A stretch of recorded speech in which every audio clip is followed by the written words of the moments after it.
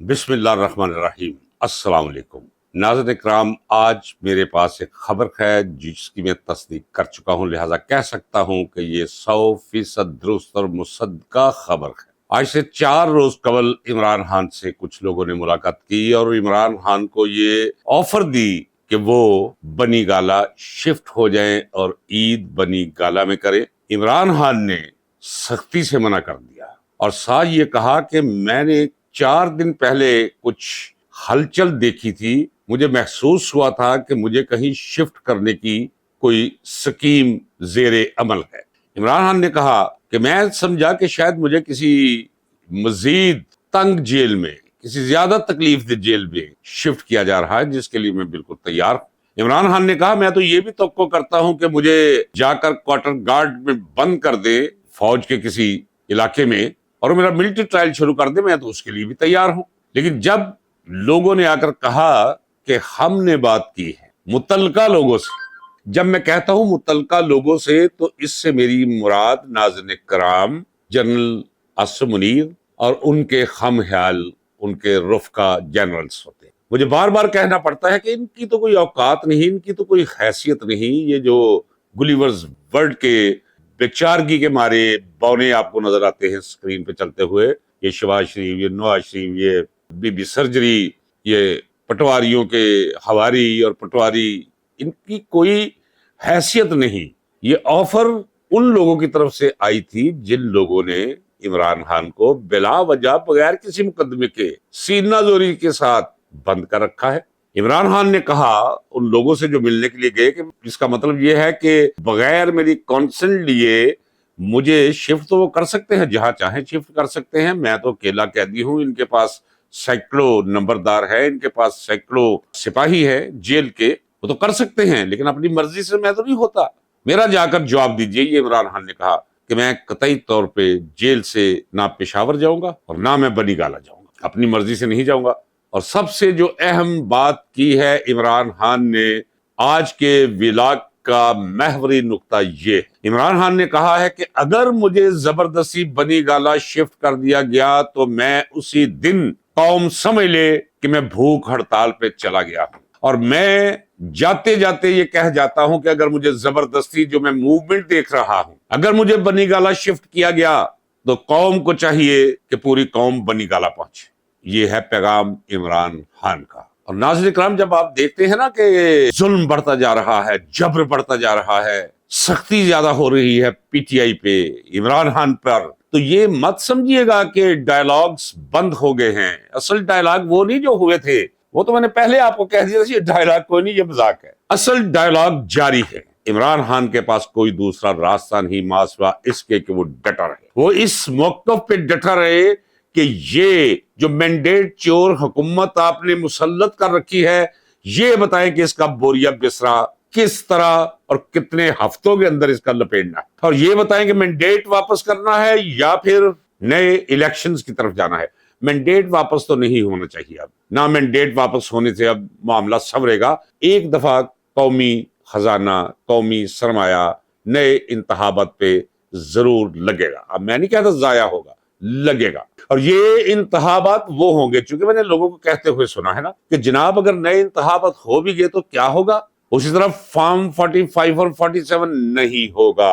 ناظرین کرام، جنہوں نے یہ سب کچھ کیا ہے وہ پچھتا رہے۔ ناظرین کرام، انہیں کوئی راستہ وہ تلاش کر رہے ہیں، کوئی راستہ سجھائی اور دکھائی انہیں نہیں دے رہا۔ اب انہوں نے کیا کر رکھا ہے ذرا غور کیجئے۔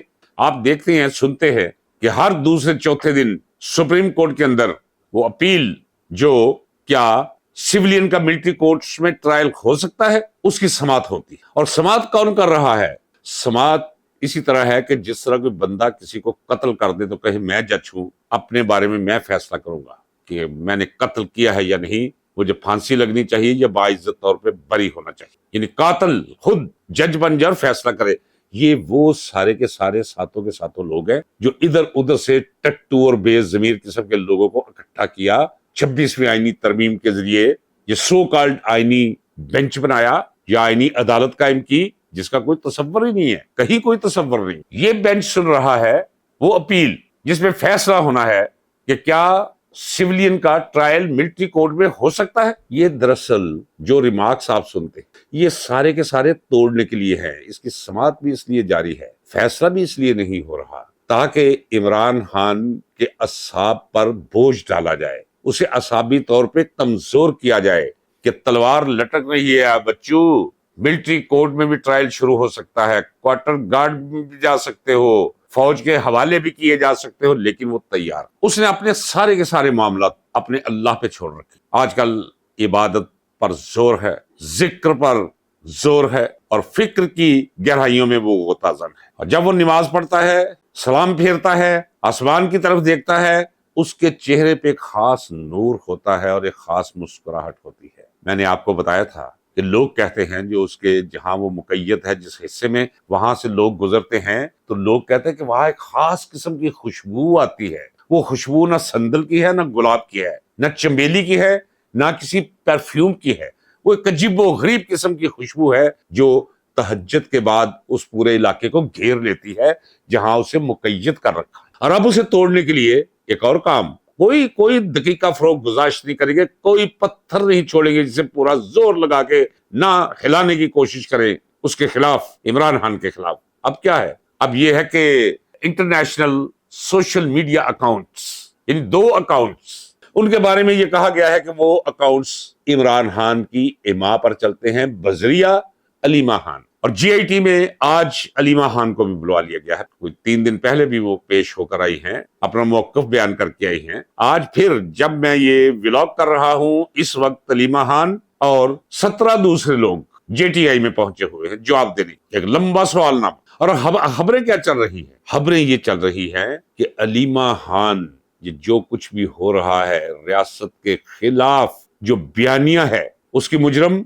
इमरान खान की बहन अलीमा खान साहिबा। और इमरान खान पीछे असल फोर्स इमरान खान है। यानी 2 लोगों का नाम लेकर अब ये शोर मचाया जा रहा है कि ये जो कुछ भी रियासत के खिलाफ बयानिया है, प्रोपेगेंडा है, इसके मुर्तकिब बुनियादी तौर पर 2 लोग हैं, इमरान खान और उनकी बहन अलीमा खान।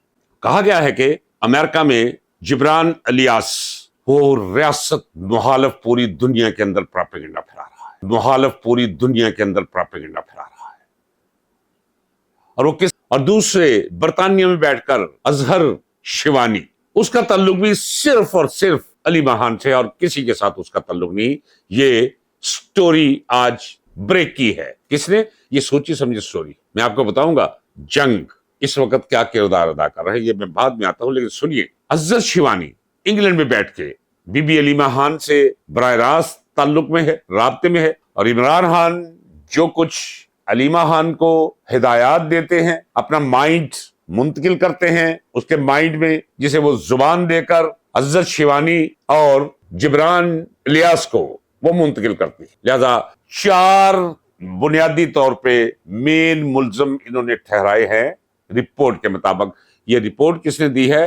अंसार अब्बासी। अच्छा, मैंने बहुत कम लोग देखे हैं जिनकी सुना हुआ है, मकूला सुना हुआ है, ज़रबुल मिसल सुनी हुई है कि शक्ल मोमना करतूत काफरा। वैसे अमूमी तौर पर वैसी ही शक्ल होती है जैसा किरदार होता है। मसलन ख्वाजा यूरिनल जितना गलीज अंदर से है उतनी गलीज शक्ल, राना सना जितना जलील अंदर से है उतनी ही जिल्लत अमेज उसकी बूथी है। इस तरह वो अता टटर है, जितना जाहिल और रद्दी किस्म का आदमी है, वो रद्दीपन और जाहिलियत उसके चेहरे पर ठप्पा लगी हुई है। लेकिन अंसार अब्बासी एक ऐसा शख्स है जो शक्ल से माकूल और इज्जतदार लगता है, लेकिन इंतहाई गैर मकूल और इंतहाई बेइज्जत शख्स है। ये भी सिर्फ चंद टकों की इवज।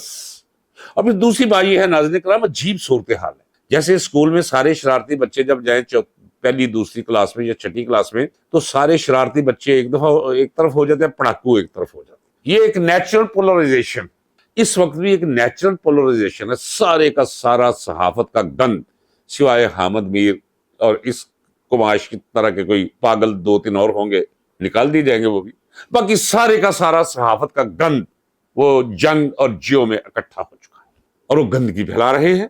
लिहाजा अंसार अब्बासी की जो रिपोर्ट है उस पर आप ध्यान मत दीजिएगा, लेकिन वो मजीद वो एक्चुअली इमरान खान को चाहने वालों के हौसले पस्त करने के लिए भी है, लेकिन असल में ये जाहिल लोग ऐसी स्टोरी छाप कर نشر کر کے مشتہر کر کے یہ توقع کرتے ہیں کہ عمران خان اور علیمہ خان کے اعصاب چھل ہو جائیں، خوف طاری ہو جائے گا۔ عمران خان کی تو بات ہی چھوڑے، میں یقین کے ساتھ کہہ سکتا ہوں ساری زندگی علیمہ خان کو بھی جیل میں رکھے، اس کے ساتھ بھی وہی سلوک کر کے دیکھ لے جو مولا حسین کی بہن زینب کے ساتھ کربلا میں ہوا تھا، وہ پھر بھی نہیں ہٹے گی، پھر بھی قائم رہے گی، سنت زینبی پر عمل پیرا رہے گی۔ وہ آج ہی کی خبر ہے کہ ایک صحافی فرحان خان کے خلاف پک ایکٹ کے تحت مقدمہ درج کر لیا گیا۔ اب یہ سلسلہ بڑھتا چلا جائے، اس سے نہ ڈرنا ہے نہ گھبرانا ہے۔ جسے ہو دین و دل عزیز اس کی گلی میں جائے کیوں، یہ شہادت گئے الفت میں قدم رکھنے کے مترادف ہے جناب والا۔ آج سچ بولنا کوئی چھوٹا کام نہیں رہ گیا، یہ لہٰذا سچ کے دائرے میں وہی کھڑا ہو جو سب کچھ برداشت کر سکے، اور سب کچھ سے مراد کیا ہے؟ جو 9 مئی کے بعد سے اب تک پی ٹی آئی کے لوگوں کے ساتھ ہوتا چلا ہے۔ عجیب و غریب شکل اختیار کر چکا ہے یہ ملک۔ میں نے کل بھی کہا تھا کہ میرا دل کرتا ہے کہ میں یہ کیمرے ویمرے اٹھاؤ کہیں باہر جا کر وہ مورچہ قائم کر، لیکن پھر خیال ہے نہیں، جو ہوگا یہی ہوگا۔ زندگی، موت، عزت، ذلت، آزادی، قید، سب کچھ اسی دھرتی پہ رہ کر اس کا سامنا کرو۔ اجازت دیجیے ناظرین اکرام، میرے لیے دعا گو رہیے، چینل کو زیادہ سے زیادہ سبسکرائب کیجیے، شیئر کیجیے، لائک کیجیے۔ اس چینل کو آگے بڑھانے کے لیے جو کچھ بھی آپ کر سکتے ہیں وہ کیجیے۔ اس کا راستہ روکنے کے لیے قوتیں سرگرم ہیں۔ میں اس تفصیل میں نہیں جانا چاہتا کہ کون کون کیا کیا کر رہا ہے، اسپیشلی میرے چینل کو محدود کرنے کے لیے بہت زور لگایا جا رہا ہے۔ اجازت دیجیے، ملتے ہیں اگلے ولاگ میں۔ اللہ حافظ۔